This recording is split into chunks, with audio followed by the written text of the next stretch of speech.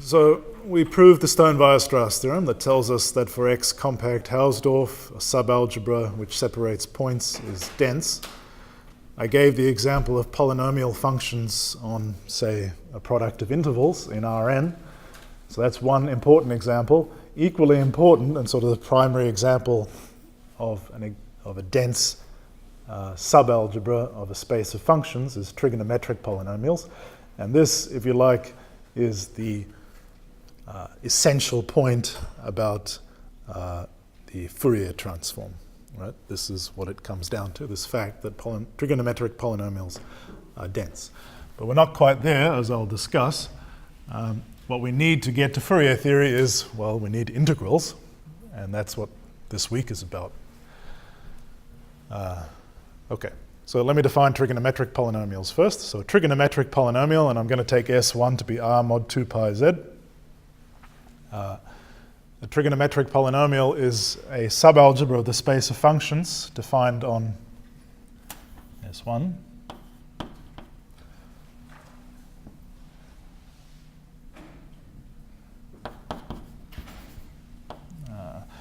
The subalgebra of trigonometric polynomials consists of functions of the form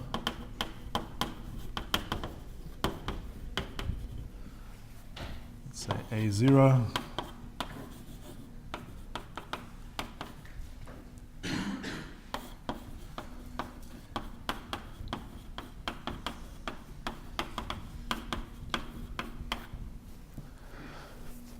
Okay, so, I mean, what are the three classes of functions you know which are periodic with period, well, at least a periodic up to 2 pi, that is, they're well defined on R mod 2 pi z. Well, you know constant functions, you know cosine n theta for any n, and you know sine n theta for any n, and well, linear combinations of those things are also have the same property. Okay, so that's a class of functions you know defined on S1. It's not obvious, but we'll go through that in the it's not patently obvious without thinking at all that that's closed under multiplication, but you know enough trigonometric identities that you believe that it could be plausible, right? And we'll go through that in the tutorial. So in fact, this class is also closed under multiplication. It's clearly closed under addition, so it's a subalgebra. Well, it contains the identity, because just take all those coefficients over there to be 0. Okay, so that's a subalgebra. And it separates points, as we'll see, and so that's dense by the theorem.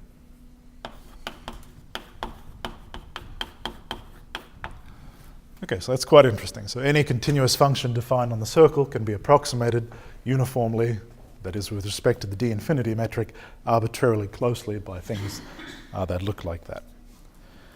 Yes. Okay, so yes, that's pretty cool, but it could be cooler. So the point of today's lecture is sort of, that's not quite as good as it could be for the following reason. So, well, recall that, I mean, either in this case or in the case where we were discussing polynomial functions defined on a compact subset,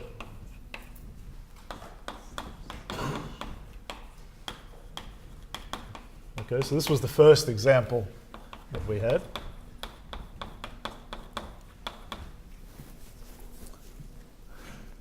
Well, so in either of those cases, you take a polynomial function, you take any continuous function, and it can be approximated arbitrarily closely by polynomials in the appropriate sense.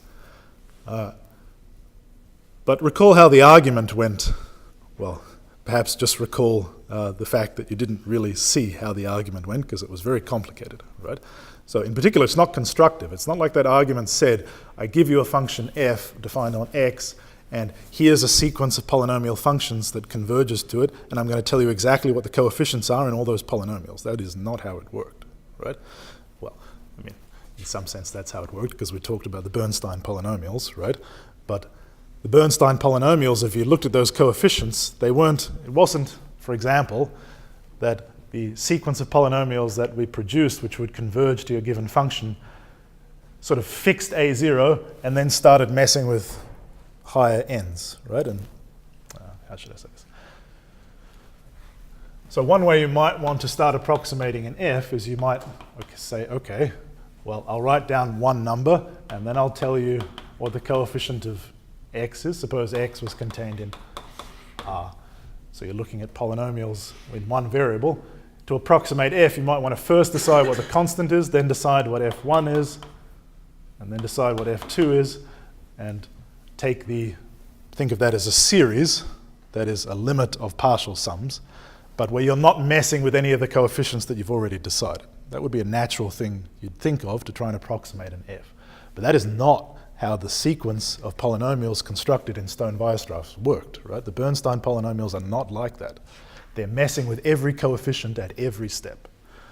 Okay, so the outcome of Stone-Weierstrass is this very powerful result, but it's not constructive in the way we might like, in the sense that it's not going to prescribe for you a sequence of polynomials which has the property that I just described, converging to your f. Okay, so that's a big problem from the point of view of applied math or physics, if you're trying to think about actually using this theorem to calculate anything as opposed to just proving formal statements. All right. Okay, so maybe I'll state that.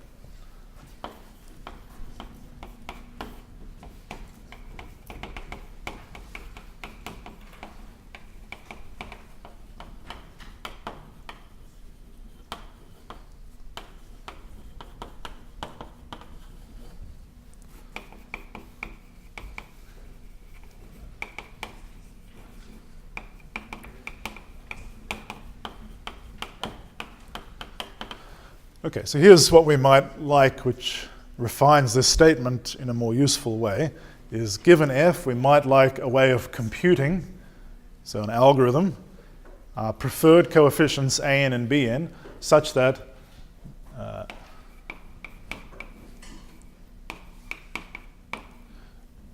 taking n, so we've got this collection of coefficients, that means we can write down all the partial sums. And then I can look at the limit of those partial sums as n goes to infinity.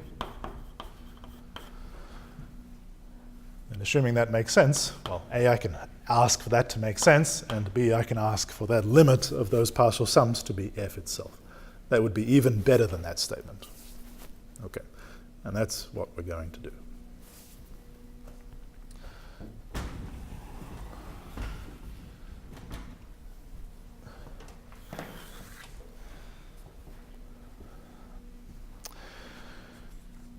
All right.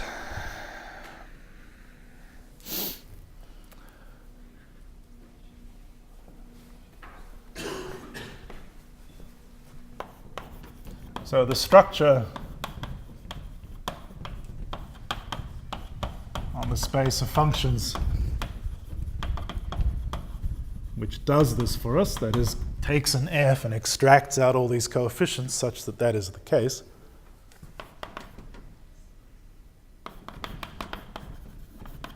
is the structure of a Hilbert space. And that's a lie. Because it's not that the space of functions on S1 actually becomes a Hilbert space. As we'll see, you can't expect that. So there'll be some construction out of CTS S1R which produces a new space, which is the right setting in which to do this. But the f that we took in here can be moved to be a vector in this new space in which we can actually achieve the desired goal. But we need to move to a new space, and that's technically what's going to occupy us this week. But that new space will be what's called a Hilbert space, and the structure on the Hilbert space is designed precisely so that this works. That's the whole point of a Hilbert space. So technically, what is actually a Hilbert space is what's called the L2 space. And we'll switch to complex coefficients because, as you know, with trigonometric things, it's much more efficient to work with complex numbers. All right, so we've got to define this Hilbert space, and then we'll make sense of all of that, and it'll work, and that's Fourier theory when we get there.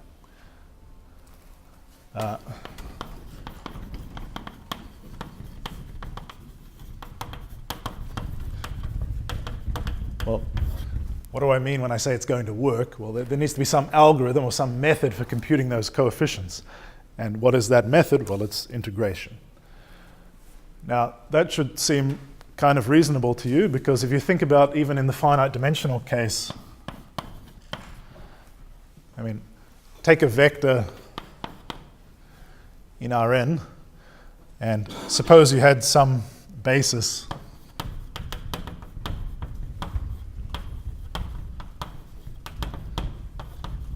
for Rn, which was not the standard basis, and suppose I gave you a vector. Well, you know that you can write that vector as a linear combination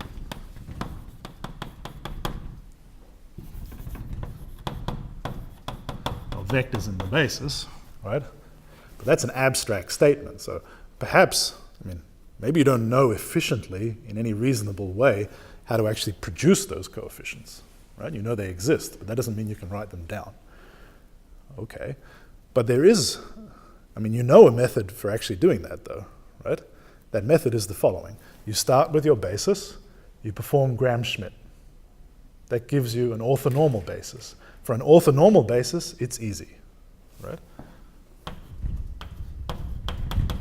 Because if you have an orthonormal basis, well, then you know what the coefficients are, and you know an algorithm for computing them. You just take your v, and you take the dot product with ui.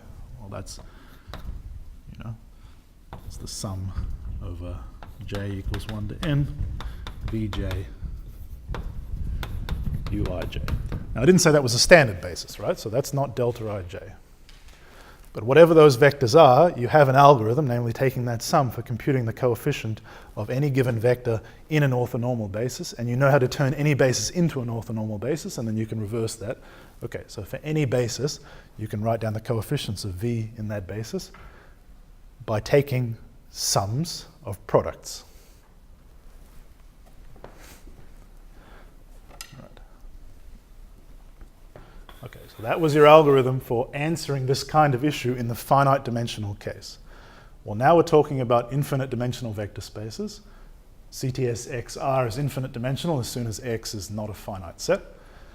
And the appropriate analog of a sum, I mean, that's a sum over n points, right? If you think about taking X to be n points, then CTS XR is homeomorphic to R to the n, as we've discussed. So this example here is really the case X a finite set.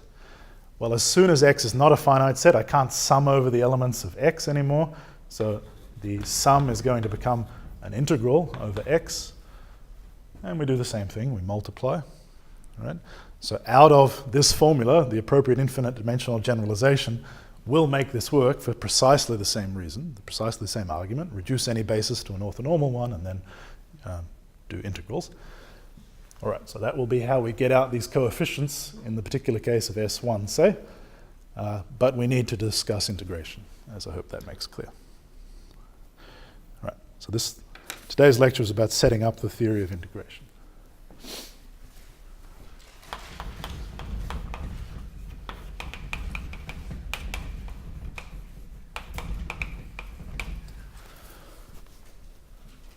Right, this is a little tricky because the theory of integration that is required goes beyond the Riemann integral, right? Which is why maybe often it's done after you've done measure theory. You guys haven't done measure theory, so we'll have to do it a slightly different way. Right, so let me make a definition, and then I'll discuss the idea behind the approach.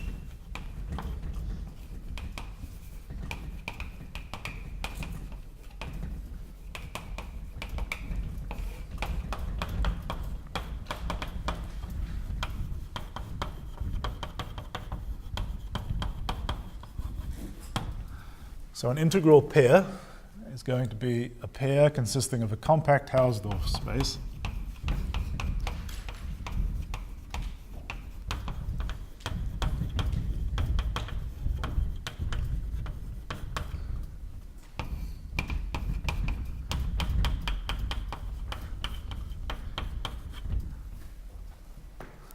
So conceptually, we think of the integral as a gadget which assigns numbers to functions. And That's what an integral does.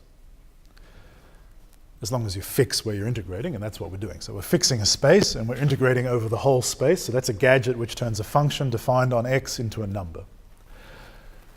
Now, the usual integral, say on x equals an interval ab, is continuous as a function of the thing you're integrating, and it's also linear. All right, so this is a reasonable pair of hypotheses to put on our general notion of what an integral is. We take the compact open topology on this as usual.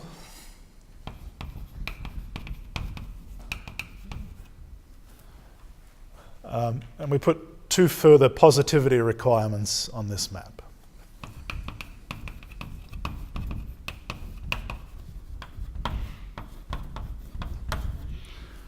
Okay, so by this what I mean is that the value of f at any x in x is greater than or equal to 0.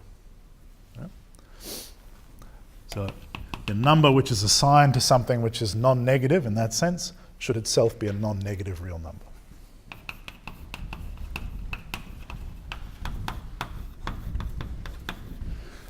Well, suppose f is non-negative and that integral which is non-negative is actually 0.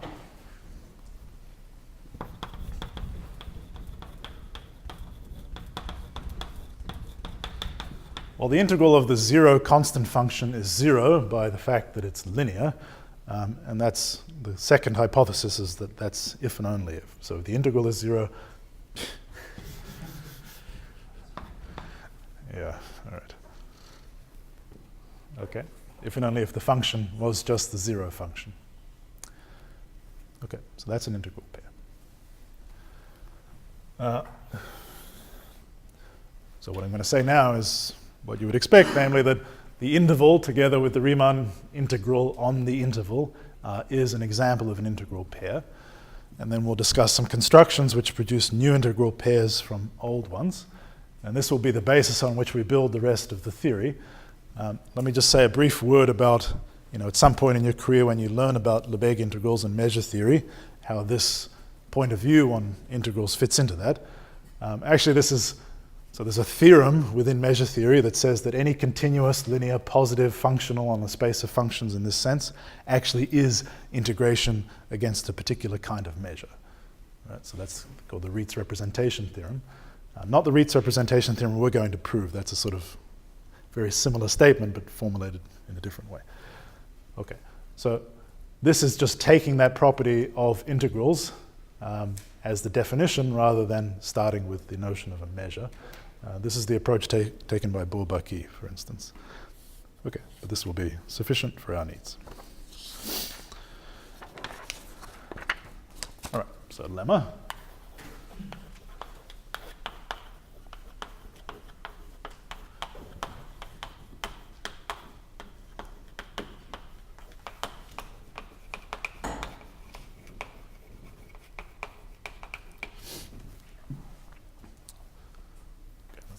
Just what I said out loud. Okay.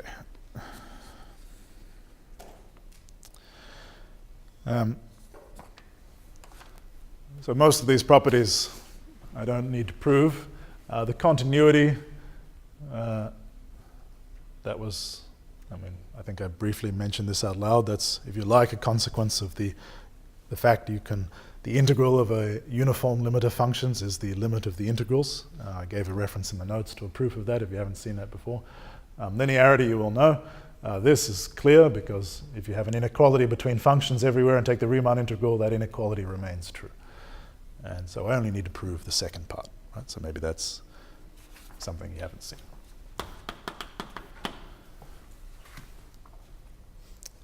Okay, so suppose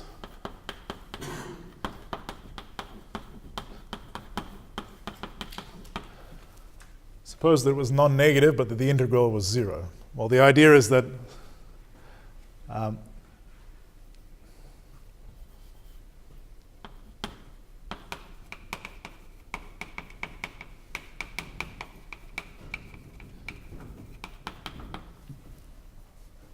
I'm supposing for a contradiction that f wasn't actually the constant function 0.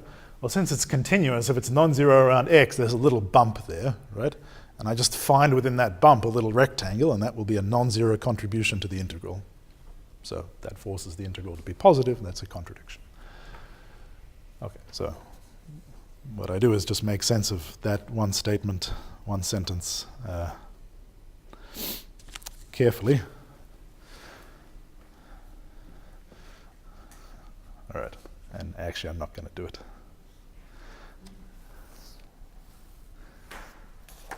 I'll draw a picture. How's that?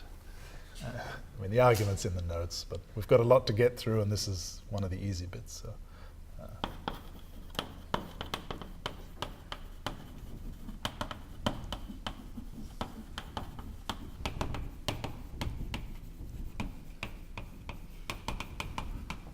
right.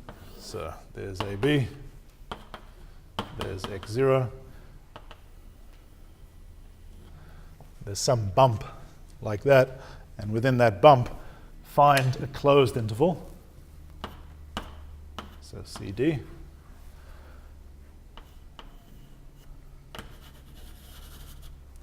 And then, well, I know f is non-negative, so it's not like this part that's positive in the integral can be cancelled out by anything anywhere else, right? So all I have to show is that on some subinterval, the integral is non-zero, and since it's got I just bound it below by something, and then I know the integral over that interval is at least as big as d minus c times the height, right?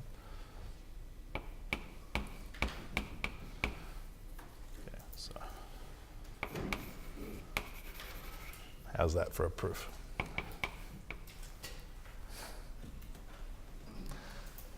Okay.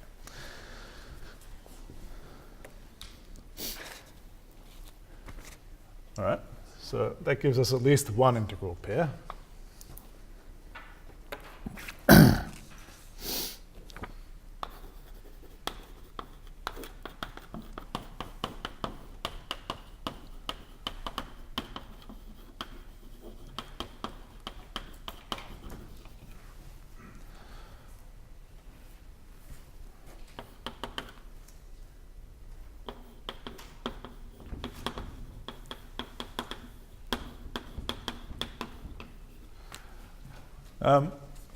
One legitimate complaint at this point is that, well, why do I only ever want to talk about compact spaces?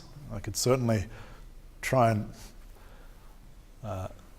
at the end that means we can only talk about L2 spaces for compact spaces, things like S1 or intervals.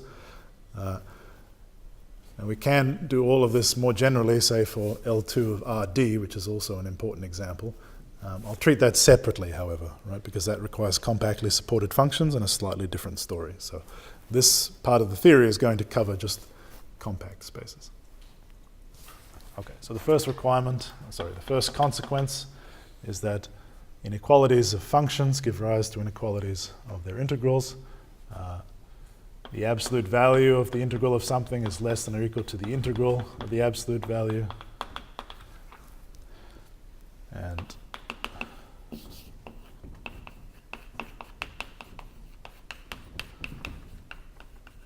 well, the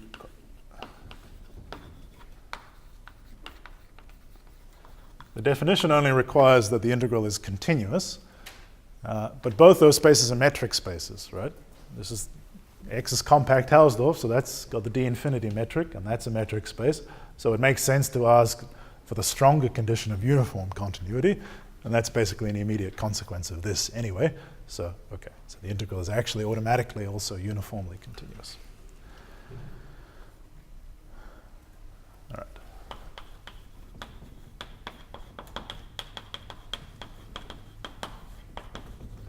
Wow, this is easy from part one, right? If f is greater than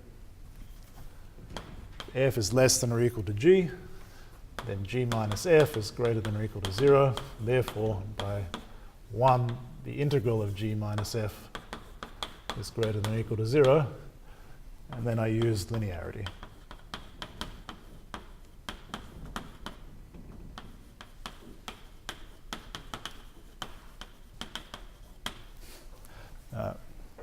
I hope it's clear, but when I say linear, I mean R linear, right? So not just presuming sums, but also scalar multiplications.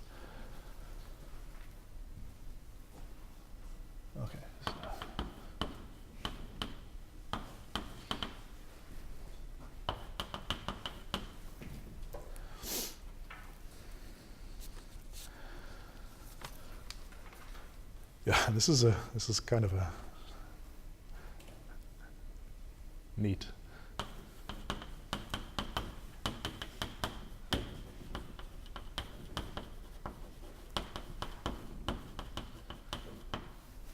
Okay, so take a function f.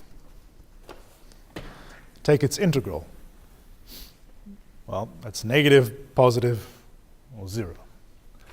So that means I can find a lambda depending on f such that lambda times that thing is non-negative. Okay, I mean maybe this, if I have it equal to 0, there's 2 choices, who cares, just pick one. All right, so then that's the case. All right, so then the absolute value of f is lambda times the integral of f. That's what that means. And then by linearity, I can take that sign inside. But, well, lambda f is whatever it is, it's plus or minus, and that's less than or equal to, at every point, the value of the continuous function, which is the absolute value of f. Okay, so that's true. So then by part 1, that integral is less than this one. Okay.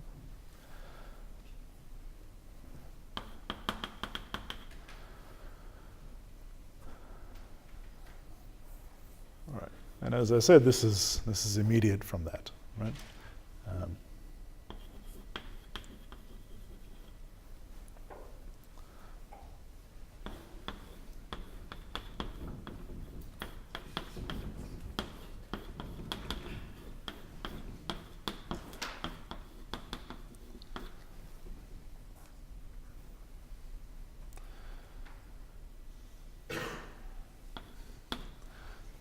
Okay, so if I'm trying to prove something is uniformly continuous, I need to prove that the distance between the two outputs of the function, I can bound those above by epsilon by bounding the inputs, the distance between them, above by delta, for every pair of points consistently with respect to epsilon. Okay, so let me just evaluate the distance between two outputs of the function. Okay, so that's that, which by part 2 is less than or equal to this. But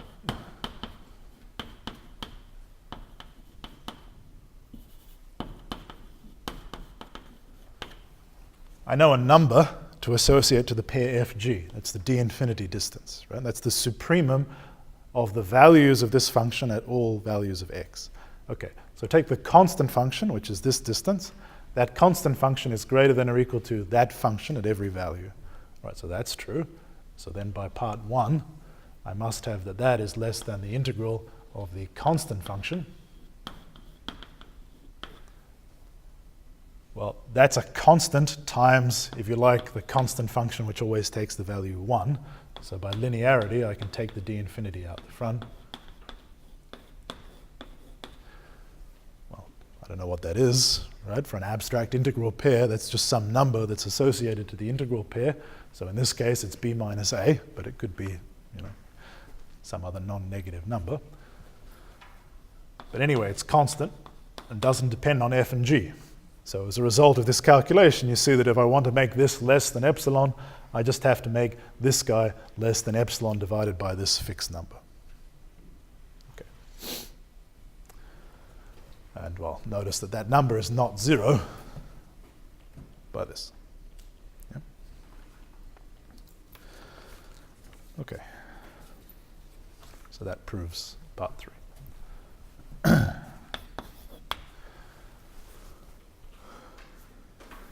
Well, I'm just noticing a problem there, which is that I should probably say non-empty. Okay.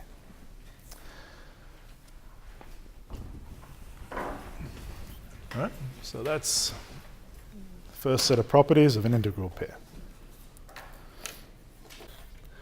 Well, we want more examples in the end than just intervals, so we need ways of generating new examples from old ones.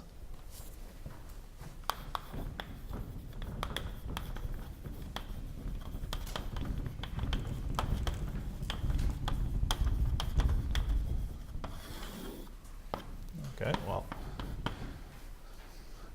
this is why back all the way in lecture 7 we thought about these methods for constructing new spaces from old ones. So what's the first one we did? Products. Maybe it was disjoint unions, I don't know. Anyway, I'm going to talk about products first.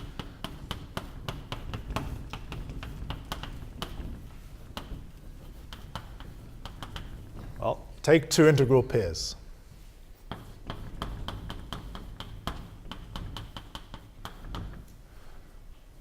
Then I'm going to explain how, well, two compact Hausdorff spaces, their product is both compact and Hausdorff, so that's a valid thing. I'm going to define the integral of a function defined on x cross y in a second, right?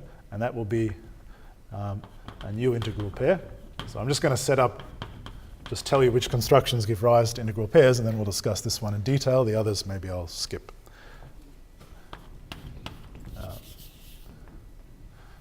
So the disjoint union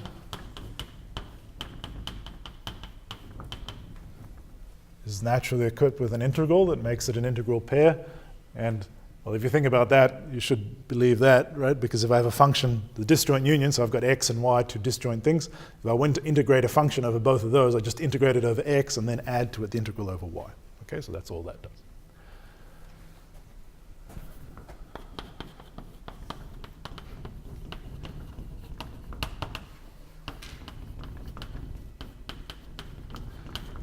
And the third major construction was the quotient. So if I have an equivalence relation on x, if x is an integral pair, well, if x, I don't know how to say out loud this thing. I guess sigma will do. \int maybe. It's not quite how verbal language is supposed to work, but your internal LaTeX compiler should be fine with it. Okay, so given an equivalence relation on x together with this, whatever, sigma x, such that the quotient is Hausdorff.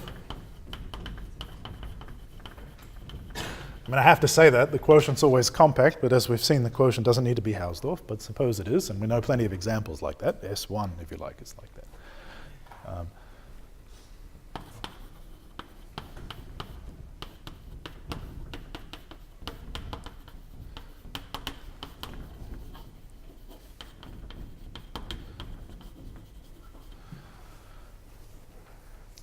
Okay, so as I said, I'm going to do this one in detail. Maybe I'll just sketch briefly how these two work. I said this out loud.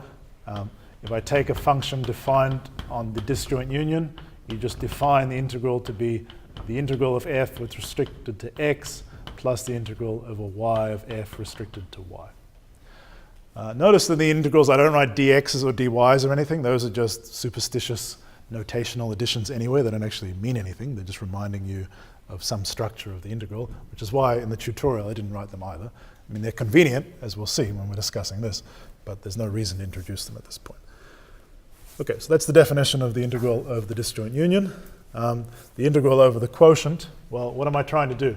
I'm trying to define a map from the space of functions on the quotient to R. That's what an integral has to be. But I know a space which sits inside, in between those two. And I know a way of getting from there to there, right? I just take the quotient map and then take a function there and compose it with rho. So that is precomposition with rho. And we know that's continuous by the general yoga of compact open topology. So that's a continuous map, it's linear. That's a continuous map, it's linear. So the composite is continuous and linear. All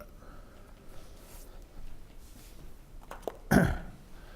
And then these properties are easily checked, so that's an integral pair. All right, so now I'll discuss the product.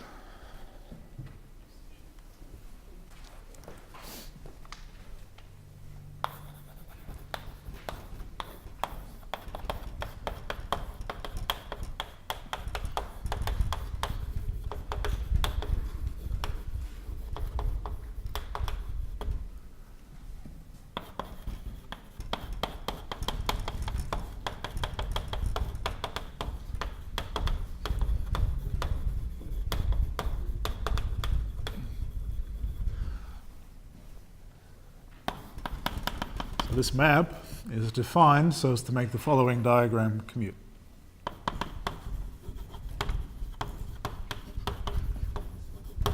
All right, so I want to get from a function defined on x cross y to R, right?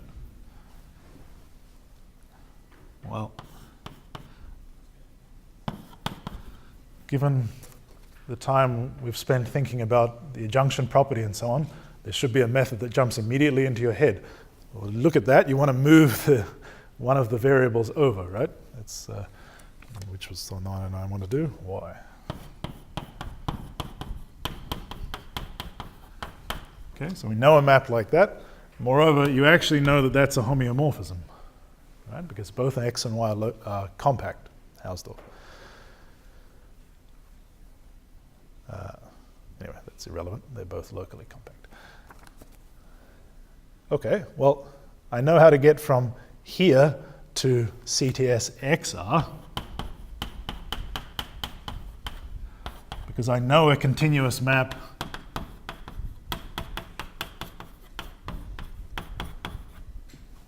like that, right? So what I can do is take any continuous map into the space of functions defined on y and post-compose with this thing, and that'll give me a function defined on I. So I take that continuous map and I post-compose with it, and that gives me a continuous map from there to there, and then I can just do the integral over x. Okay, so that composite is a continuous, it's clearly linear, it's a continuous linear map, and we define that composite to be the integral of x cross y. And maybe that looks a bit abstract, but if you think about what it's actually saying, it's the thing you would guess, right? So let's maybe spell that out.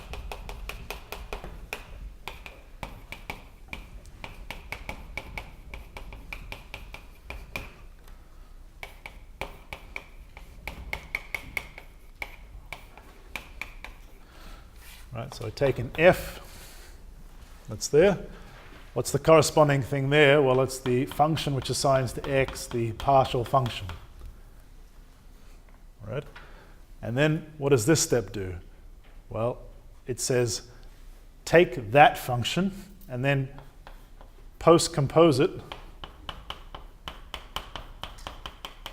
with the function which integrates that function on y over y.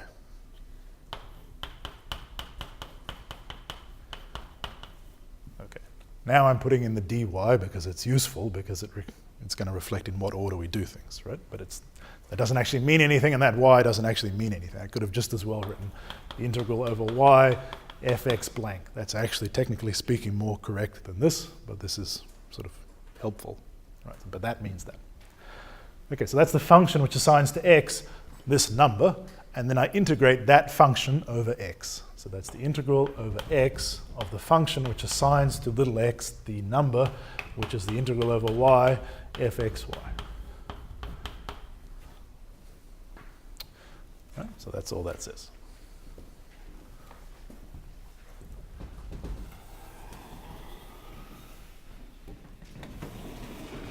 Now you might object that there seems to be some dependence on choosing an order, that is doing the integral over x or y first. That's a reasonable objection. I'll address that in a minute.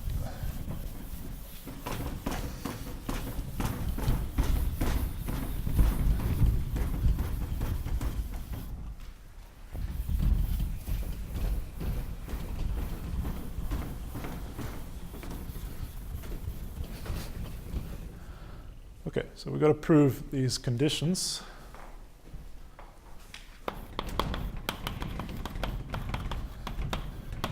Right, so I need to prove that starting with a function capital F, which is non-negative, that the integral is non-negative.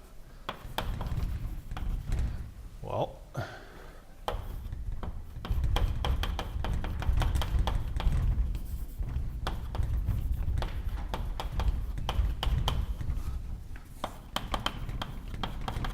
if I fix an x, then the partial function which evaluates at y to f of xy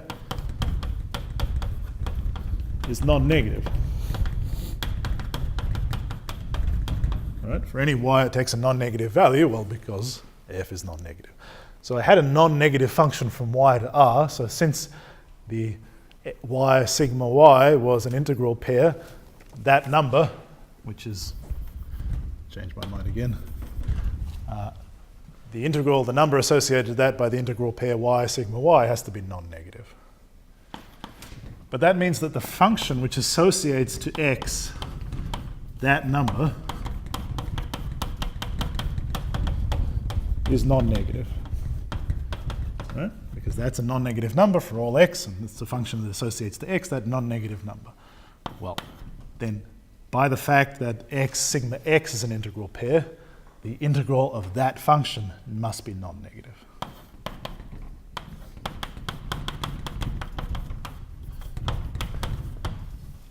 Okay, but that's what we needed to show.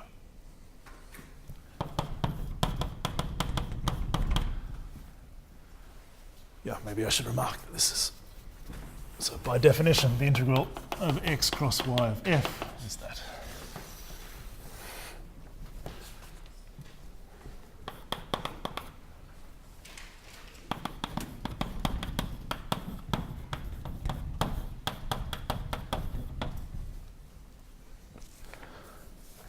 All right, so the second part says, suppose that it's non-negative and that its integral is 0. We need to prove that the actual function was 0. We'll just read this argument backwards. So suppose that the integral was 0. Well, then how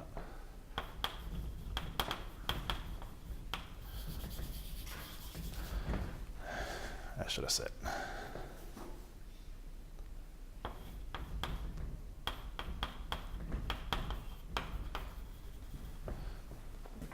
And in this last step, the integral of this function is this, and we're assuming it's 0.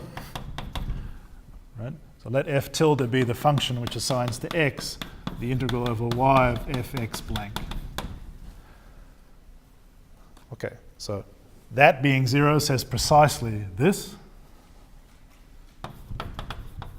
So since this is an integral pair,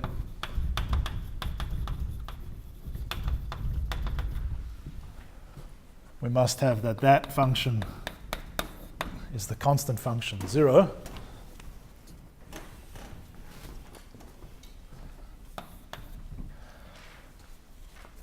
But that function, so that means that that thing is 0 for all x.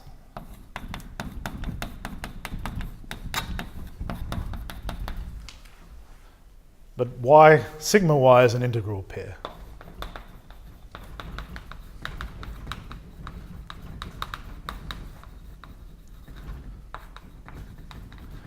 Right? So for any particular x, the fact that that integral gives you 0 says that that function must be the constant function 0 for any x, which is exactly to say that f is the constant function 0. Okay, so we have an integral pair.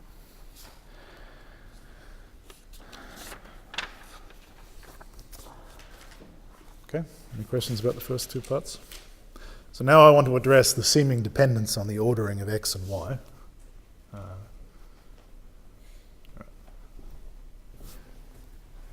So remark.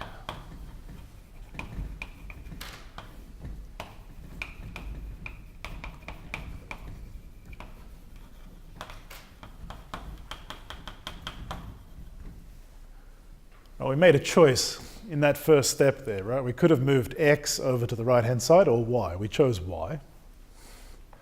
So if we make a different choice,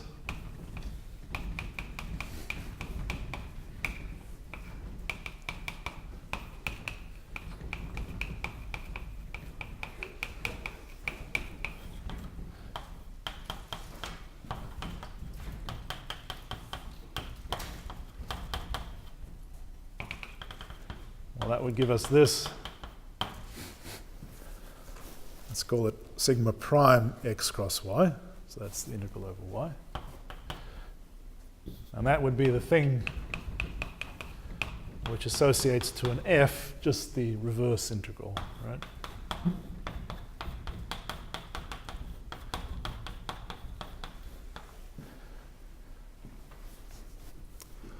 Okay, so the claim is that those are the same. That's Fubini's theorem, right? But Fubini's theorem is, okay, in this particular case, you know it's true because of Fubini's theorem, but I'm claiming it's a general fact which only needs the axioms of an integral pair.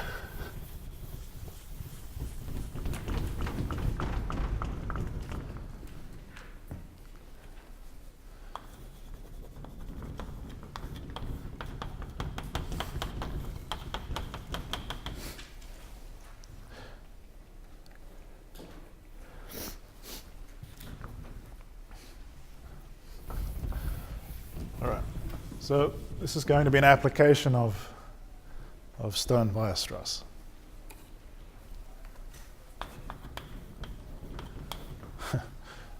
In 0 seconds.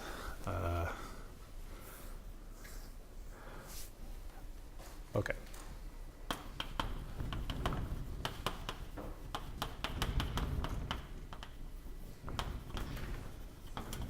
Let's agree that it's true in the special case where f splits. That is, f of xy is just f of x times g of y for continuous functions f and g. Okay, certainly we care about capital F's that aren't of that form, but at least we can try and prove it in that case. Well, in that case, this integral, it's clear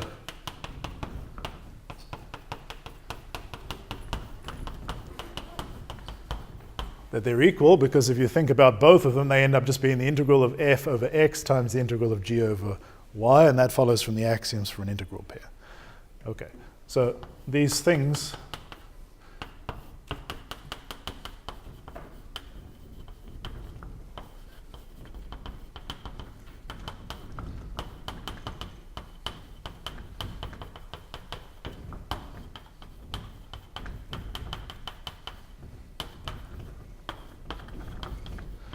So look at the space of functions from x cross y to R. That's an algebra.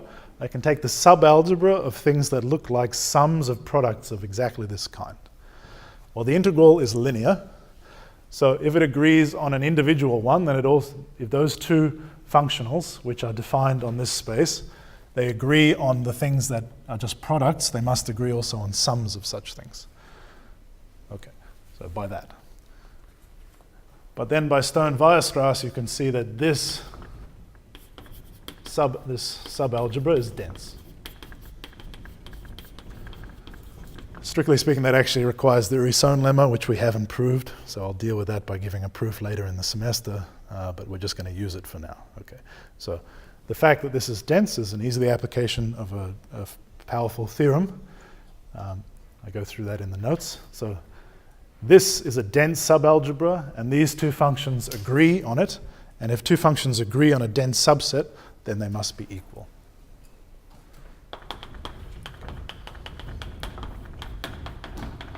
Okay, so I'm leaving out some details there, but that's the crux of the argument. All right, so that proves Fubini's theorem just from abstract nonsense. Okay, so we'll stop there. That's two statements. They're separate statements, yeah. So statement one is that this is dense, that use Stern-Weierstrass and the Urysohn lemma. So that's sort of tough. The second statement, that functions which agree on a dense subset, if they're valued in a Hausdorff space, take two functions valued in a Hausdorff space which agree on a dense subset, then they're equal. That's easy.